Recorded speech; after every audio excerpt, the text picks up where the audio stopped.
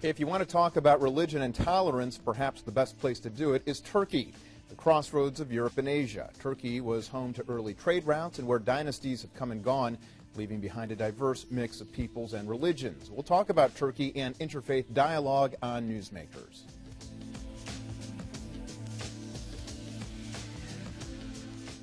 Turkey has no official religion. Its constitution states that it's a secular country, but with an overwhelmingly Muslim population, Islam is the predominant religion. Through the Gulen movement, religious scholars from Grand Valley State University's Kaufman Interfaith Institute took a trip to explore Islamic-based tolerance and commitment to interfaith understanding. Joining me are three travelers: Dr. Douglas Kinchy, director of the Kaufman Interfaith Institute; Dr. Kelly Clark, Senior Research Fellow at the Kaufman Interfaith Institute; and Michael Walenta, General Manager here at WGVU. Thank you, gentlemen. Thank you for having us. Thank you. You went to one of the places I definitely want to visit. I find Turkey to be a very intriguing place for all the reasons we just mentioned. The society itself, religion, just this crossroads of all the dynasties that have been there. Your takeaway just from that initial visit? It's a fascinating place to go. The minute you land in the airport, it's an airport. But once you're out of the airport, you know you're in a different place, and you start to see the mosques, and everything starts to happen. I know there was a movie recently that was out, and the one thing I told my son, I chuckled about it, there's this high-speed car chase in the movie. You cannot have a high-speed car chase in Turkey. And many nights we would usually get out and walk back, and the poor driver would say, oh, I got back an hour later, and here we had walked back in 10 minutes. 15 million people, the biggest city in Europe, but it's a phenomenal city, and they all get along very, very well. You do hear the call to prayer 5 times a day, as you do with the Muslim tradition.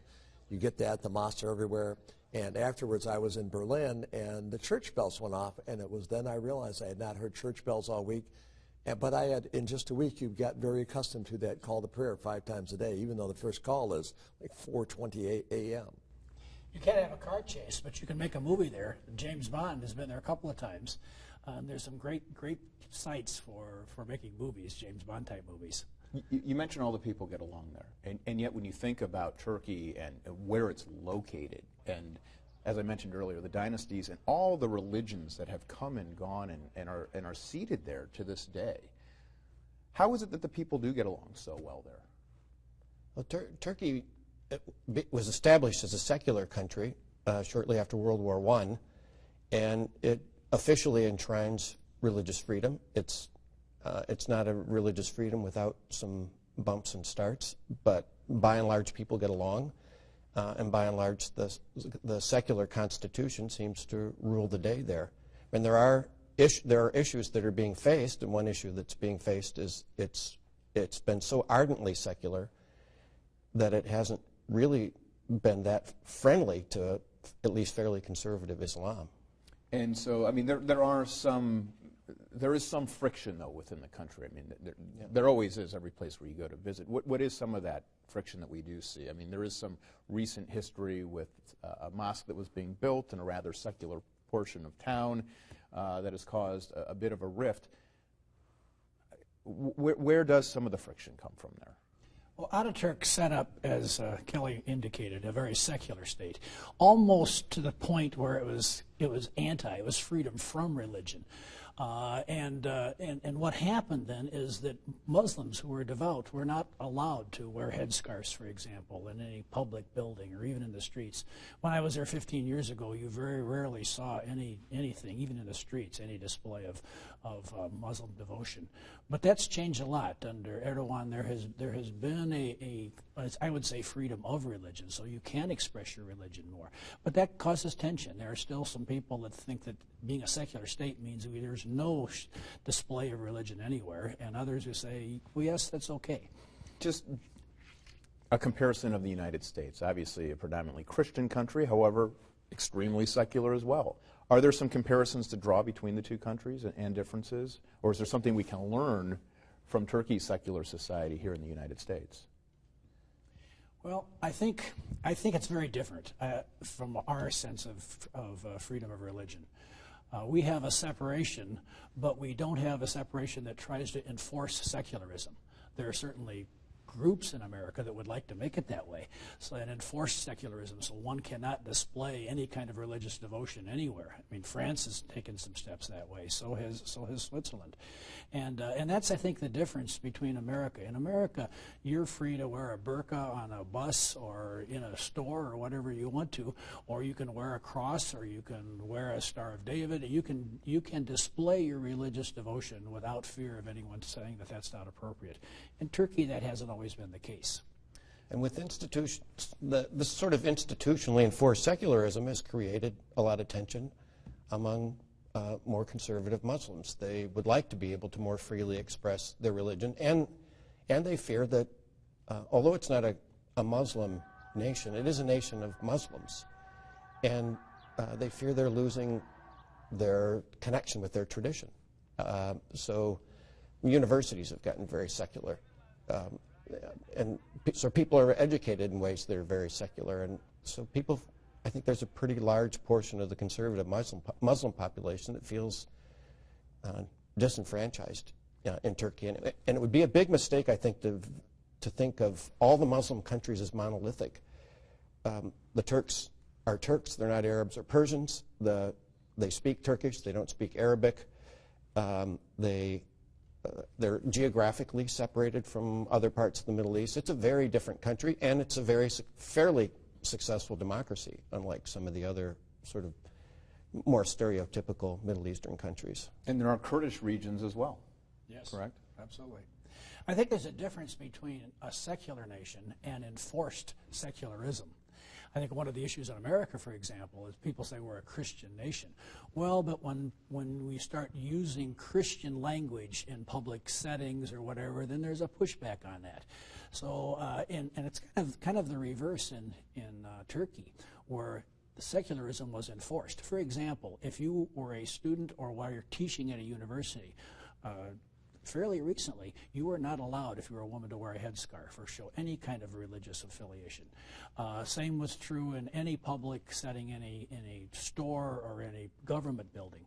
There was actually a person who ran for the parliament there wearing a headscarf all through the campaign. And when it came time for her to be sworn in as a member of parliament, they refused to do it because she still had her headscarf on. She had to take that off.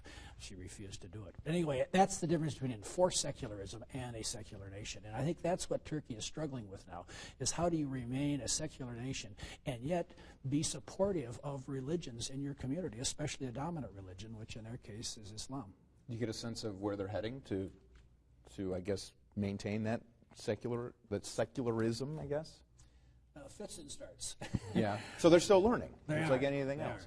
are. The Gulen movement itself, tell me a little bit about that, and then I guess kind of some of the mission statements that are within the interfaith group out on campus.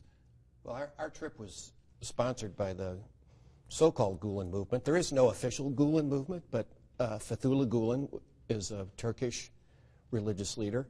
He is a religious leader that's inspired a lot of his followers to compassion, to helping the poor, to tolerance, to liberty.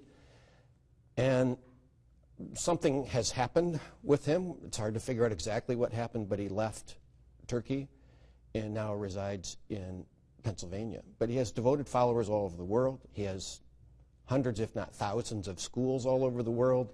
They're devoted to fairly liberal education. And his followers are devoted and kind and compassionate, and they take trips. They organize trips for people to go and learn both about Turkey, that it's a really cool place, definitely worth going to, and also about Islam, that not all Muslims are terrorists, and you get to see a side of Islam that isn't portrayed in the media. We were warmly welcomed in homes. Virtually every evening we would have dinner in a home or sponsored by one of the Gulen movement members of the community there. And we were just treated wonderfully. And it's interesting, the Gulen movement is organized around what Gulen identified as three big problems in the world. One is poverty.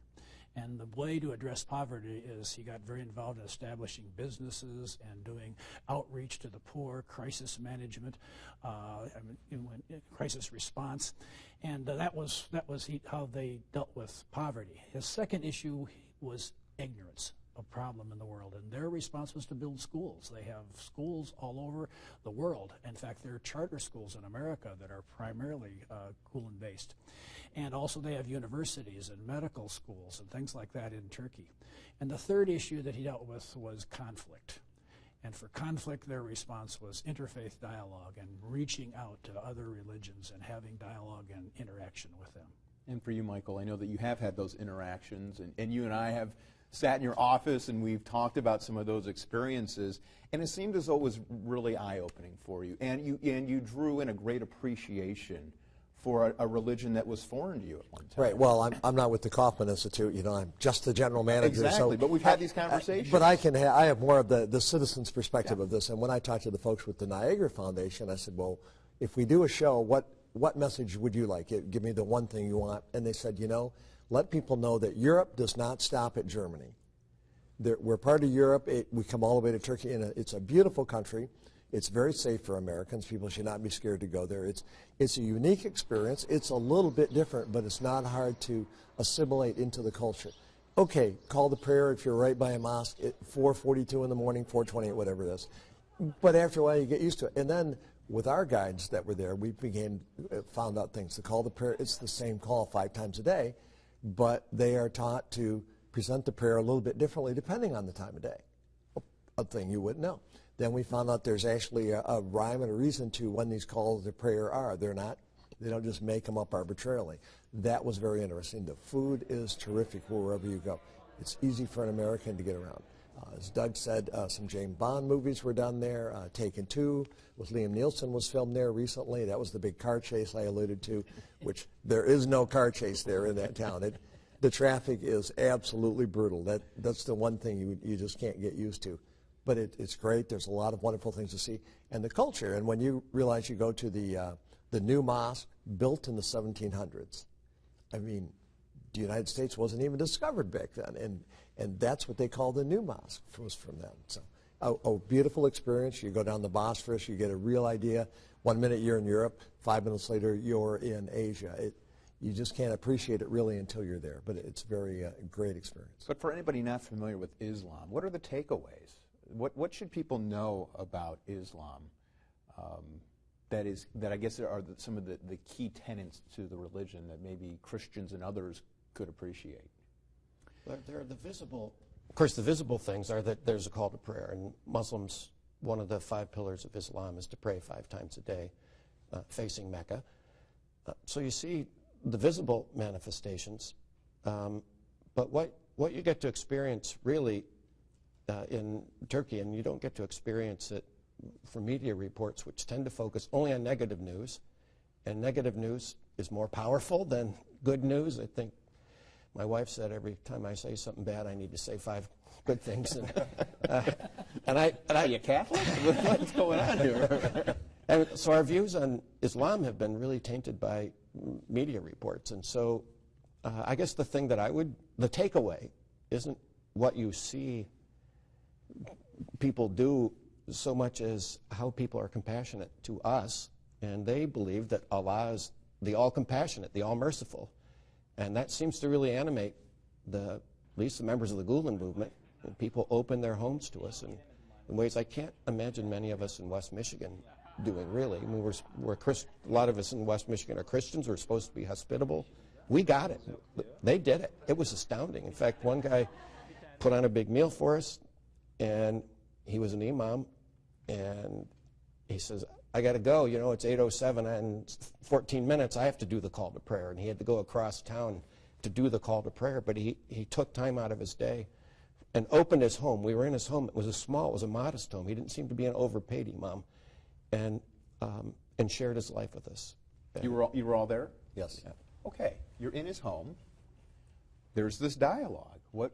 When it comes to religion, what are the exchanges of ideas, and what did you learn about each other? I think as a Christian, what was interesting to me is how we have a lot of similar concepts that that Christians have and that the Muslims have. But they have a discipline that we don't enforce as much.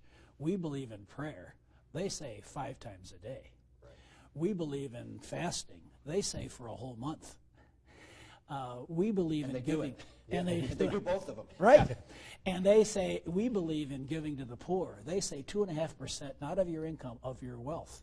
They put numbers on their beliefs, and a discipline that is just very impressive. So I think what was interesting to me is how similar we are in our basic desires and religious ideas, but also that difference between being kind of flexible on things or being fairly clear about what the expectations are in sort of numerical terms. Well, another point, when we go to the mosque, I mean, in their mosque, all the men go in the front, the women go in the back now, and part of their prayer, they kneel down, and as they say, it would be distracting for all the men to look at the rear ends of the women as they're bending over. But realistically, the women are in the back, they've got the children, they're feeding the children, they're coming and going and whatnot.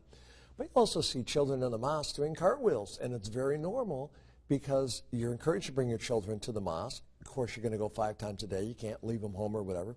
And it's very normal for kids to play. I can't think of any church in the United States where the priest or reverend, whatever, would encourage kids to be doing cartwheels up by the altar. I mean, I don't think the reaction would be the same, and yet there it's very normal, it's very open. The mosques are open all day and all night. You can go in, have a quiet moment. The tourists are all over in the back end, being somewhat respectful of the front end of it, but it's a whole different experience. And they practice this discipline. It's amazing once you really are there and see it 5 times a day. And, you know, we talk about if you're a Christian, you go once a week or twice a week, whatever is appropriate.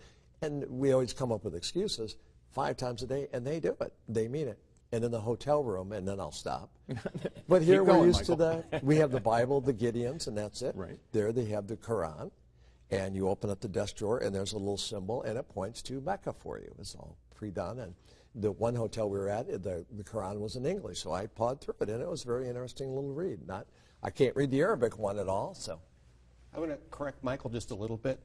Oops. Uh-oh. They don't go to the mosque 5 times a day. They pray 5 times a day, but they don't go. And so an interesting thing was at dinner, you know, there might be 6 or 8 Muslims that shared the hospitality with us at dinner, and when the call to prayer came, you don't have to do it immediately, but one would go into a back room and face Mecca and pray, and you wouldn't even know. You might think they were taking some dishes away or something. You wouldn't know. They didn't make a scene out of it, but one at a time they would go off and pray, and it started conversations like, why do you do this? Why is this so important? It probably seems sort of legalistic and Pharisaistic to us, and so Muslims believe in one God. That's their big thing. They're radical monotheists. There is one God, and the thing that prayer, I think, communicates to them over and over and over again is they are not God.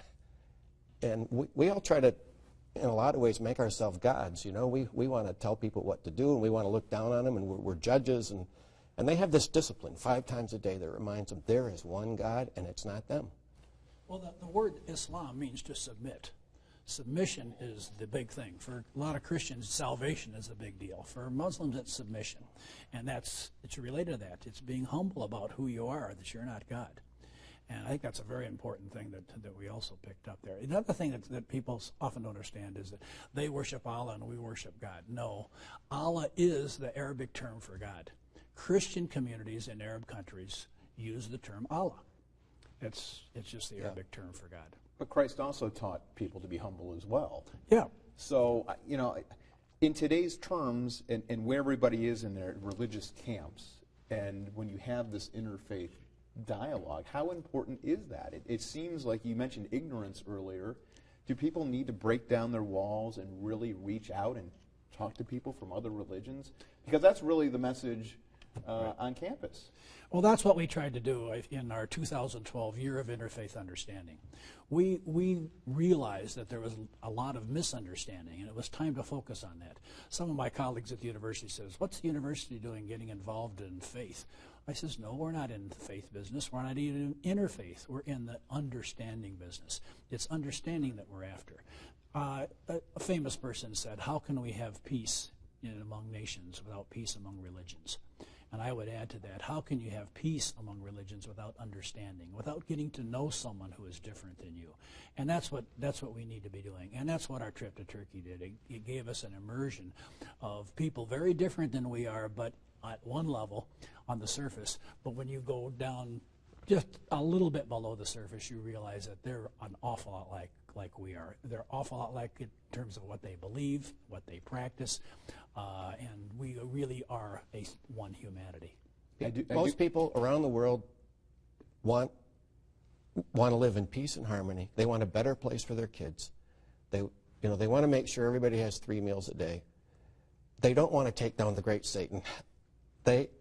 Nearest I can tell, once you start talking to people, as Doug said, you find out they value pretty much the same things that you value.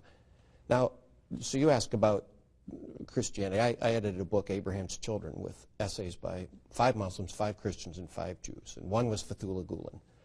On the Christian side, I had Jimmy Carter. I had the former president of Indonesia who wrote for it. But I asked them to write from their faith perspectives. One thing you can do is try to find out all the ways we're the same, and definitely worth doing. Another is to see and appreciate that we're really different on a lot of things, and these differences are deep.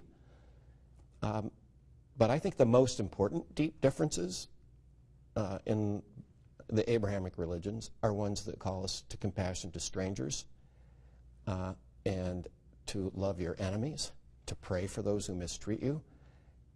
And we're supposed to be compassionate. We're not supposed to ask who we're being compassionate to. The message of the Gospels over and over again is you don't get to ask, are they like you? You don't get to ask that question. If somebody's on the side of the road and they need help, you have to stop. That's just it. You don't get to ask. So all the things that divide us are not supposed to.